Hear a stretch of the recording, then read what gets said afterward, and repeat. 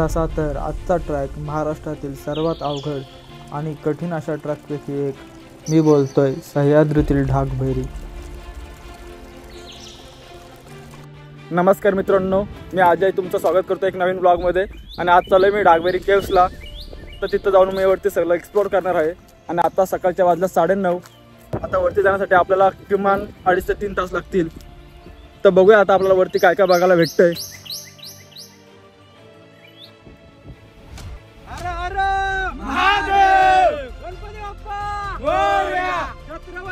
शिवाजी महाराज के सोप्पं कसं काय एक दोघं चिरा येतं, एक हात वाव लांब बसवलं. अहो पण मी काय म्हणतो तिथं राहिलं. आता समजा आपण कसं आहे, आता जमिनीवर पाय ठेवू शकतो बरोबर ना. तर तिथं पाय ठेवायला जागा नाही. मग तिथं बांधकाम कसं काय झालं हो? म्हणजे बांधकाम ते निधी वापरले ना, माझे भांडवने वापरले देवासाठी. तिथं पाणी पण ठेप ठेप करतोय. कार खातलात ना तिघी जणी बहिणी आणि बहिणी आता किल्ला पण तो शिवाजीच्या राजाचा महाराजांच्या काळातला आहे बरोबर. मी गेलो होतो. मी एकदा जाऊन आलेलो आहे. आता सरळ जा वाटणी वर बाळामध्ये सावर लागते. सावर लागले का आता वळत नको, एक बारीशी वल लागते. वलत ना पलीकडे गेलं का लगेच दाडाने इकडं पार जायचं ना, दाडाने सरळ वाटतो वरती चढावं. सांडशी गावातील आजोबांनी आम्हाला ढाकभैरीची चांगलीशी माहिती सांगितली.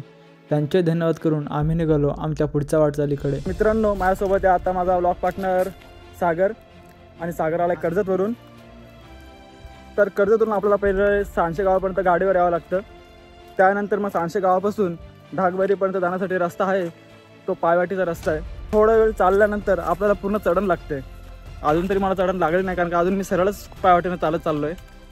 तर चढण लागल्यानंतर वरती 3 ते 4 टप्पे आहेत ढाकभैरीपर्यंत जाण्यासाठी. तर आपल्याला ते क्रॉस करावं लागतात. महाराष्ट्रामध्ये सर्वात खतरनाक ॲडव्हेंचर म्हणून ओळखला जातो ढाकभैरी. तर आज आपण तो करणार आहेत. आणि कसा रूट आहे तर अजून मला पण एवढं माहीत नाही आहे. मी पण पहिल्यांदाच चाललो आहे. ट्रेकिंगला सुरुवात करताच आम्हाला जाताना झाडांना भगव्या रंगाच्या रेबिन लावलेल्या दिसल्या. या रेबिन कोणी रस्ता चुकू नये यासाठी बांधलेल्या आहेत. आम्ही मित्र चालत असताना पर्यावरणाचा आनंद घेत नाजूक पक्ष्यांचा आवाज आमच्या कानी येत होता. काही निसर्गाच्या वाटा आपल्याला चालताना मनमोहक वाटतात. कधी कधी असं वाटतं की या वाट्यांवरून जाताना हा रस्ता कधीच संपू नये. ढाकभैरी हा कर्जत व मावळ तालुक्याच्या मध्यावर असलेला उंच सुलका. अनेक जण या ठिकाणी ट्रॅकिंगला येतात.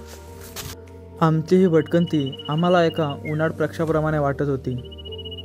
मी तर एवढा खुश होतो की आज मी हे दृश्य माझ्या कॅमेऱ्यात कॅप्चर करून तुम्हाला आज इथे दाखवतोय.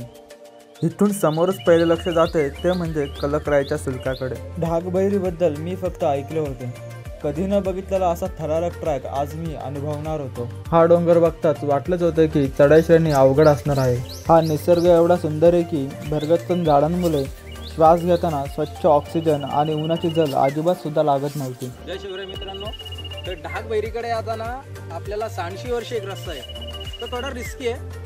तर आपण कृपया करून 1-2 लिटर पाणी आणावे, कारण माणूस हायड्रेट होणार उन्हामुळे. तर जेव्हा तुम्ही ढाकभैरीचा तो डोंगर दिसतोय तुम्हाला, तिथं तुम्हाला जायचं आहे, तर पहिले भैरीचा खालचं दर्शन करून घ्यावे, मग वरती जावे. चला जय शिवराय. आता वरती जाऊया आपण. व्हिडिओ काढताना मोबाईलचा कॅमेरा आभाळाकडे फिरवला तर निखरलेले सुंदर निळे आभाळ आणि झाडांचा हिरवागार पाला आमच्या डोक्यावर निसर्गाचा एक सुंदर मांडवच वाटत होता. तर मित्रांनो, चालत चालत आपण आता आलोय वरती.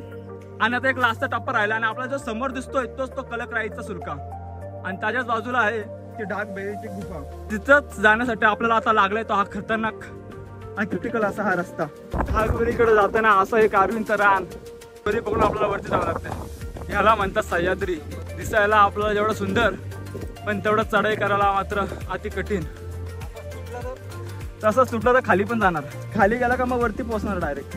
मित्रांनो, माझे साथीदार सांगतात की इकडे पुढे कचरा आहे. हे बघा, इकडे कसा कचरा आहे बघा.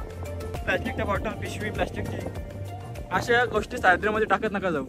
साधारण 1500 फूट उंचीवरच्या सरळ कातलावरून मला आता कातलात कोरलेल्या गुफेकडे सरळ चढाई करावी लागणार होती. ढाकभैरीचा हा ट्रॅक मी पहिल्यांदाच करत होतो. माझ्यासाठी हे खतरनाक ॲडव्हेंचर होते. अशी चढाई करताना माझ्या आणि माझ्या मित्रांची थोडी का ना होईना पण हातात फाटून आली होती. प्रसाद माझ्या पुढे असताना मला सांगत होता की कातलावर काठी ठोकून माझ्या आयुष्यातील हा एक अविस्मरणीय ट्रॅक आहे. आता मी आणि माझे मित्र खूप उत्साही झालो होतो. आम्हाला असं वाटत होते कधी आम्ही वरती जातोय आणि वरतून खालचं दृश्य एकदाचं बघतोय. आता आम्ही सर्वजण खूप लवकर पाय पुढे टाकत होतो. कडक अशा तापलेल्या कातलामुळे आणि कडक अशा उन्हामुळे आता शरीरामधून घाम गळू लागला होता. या 90 अंशांच्या पायऱ्यावरून चढताना पाय थोडे थरथर कापू लागले होते, पण शरीरामध्ये ऊर्जा एवढी होती की संकटेसुद्धा छोटी वाटू लागली होती. थोडे वर चढून गेल्यानंतर मला दिसले की इथे देवाच्या पायांची फरशी लावण्यात आलेली आहे. तिथे मी पाया फोडून थोडं पुढे जाऊ लागलो. इथून पुढे जाण्यासाठीचा एक वेगळाच विषय होता. खाली बघितले तर घसरता कातल आणि आपल्याला रोपाच्या साहाय्याने पुढे जावे लागत होते. वाऱ्याचा वेग एवढा होता की मित्राच्या हातात असलेला भगवा झेंडासुद्धा मस्त असा फडकत होता. इथून खाली पाहावं तर सूर्याची किरणं देखील पोहोचणार नाहीत, एवढं गर्द रान आणि आजूबाजूचा परिसर, पूर्ण सर्वीकडे डोंगर. आता पुढे जाण्यासाठी मला थोडा अडथळा येऊ लागला. पाय पुढे टाकतच होतो तेवढ्यात खाली लक्ष दिले तर अजूनच अंगावरती काटा येत होता. आता थोडी मला भीती वाटू लागत होती, पण थोडंसं साहस करत मी हळूहळू पुढे सरकत होतो. इथून मी एवढे सावकाशपणे पाय पुढे टाकत होतो जसे की मला असे वाटत होते की मी एका चुकीमुळे खालीच पडेल.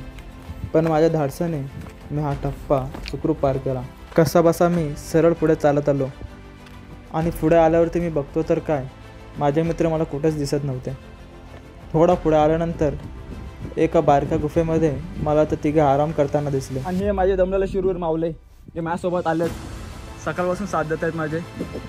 तिथून पुढचा टप्पा माझ्यासाठी खूप कठीण होता. उभ्या कातलात 90 अंशात असलेला छोट्या पायऱ्यांवरून मला वर जायचे होते. नशीब एवढं चांगलं होतं, आता माझ्या धराला मला रोप होता. उन्हामुळे कातल एवढा तापला होता की आता कातलावर हात ठेवल्यावर चटके लागू लागले होते. आता इथून पुढे जाण्यासाठी मला पायांना पुढे ठेवण्यासाठी बुटांना ग्रिपच भेटत नव्हती. त्यामुळे मी माझे पायातले शूज तिथेच काढून ठेवले व नंग्या पायांनी चढाई सुरू केली.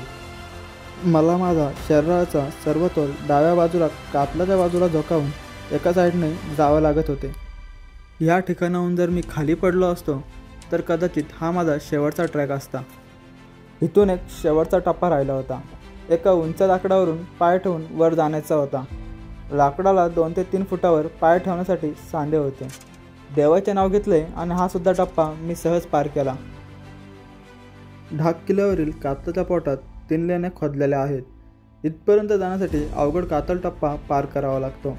या बहिरीच्या गुहेत बहिरीची शेंदूर लावलेली सुंदर अशी दगडमूर्ती आहे. टाकीतले पाणी काढून हातपाय धुवून मी बहिरी देवाची पूजा करायला बसलो. देवापुढे अगरबत्ती आणि हळद कुंकू वाहून नारळ फोडून प्रसाद ठेवला.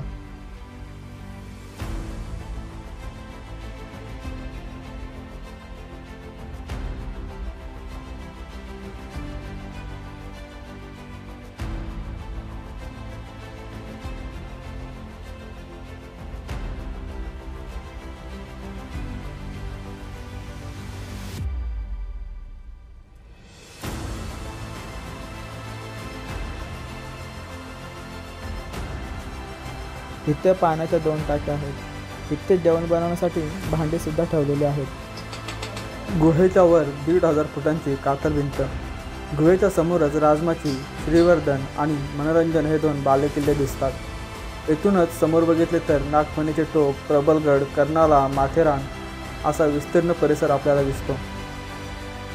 थोड्याच वेळात काही माकडंसुद्धा गुहेमध्ये आली. त्यामधील एका आईकडे तिचे छोटेसे पिल्लू होते. मी केलेला हा ट्रॅक अतिशय कठीण आणि सुंदर असा आठवणीत राहिला. तुम्ही जर येथे येणार असाल किंवा येथे येऊन गेला असाल तर तुमचा हा ट्रॅक कसा होता ते मला कमेंटमध्ये नक्की कळवा. आणि मित्र, आपल्या चॅनलला लाईक आणि सबस्क्राईब करायला विसरू नका. भेटूया परत पुन्हा नवीन व्लॉगमध्ये.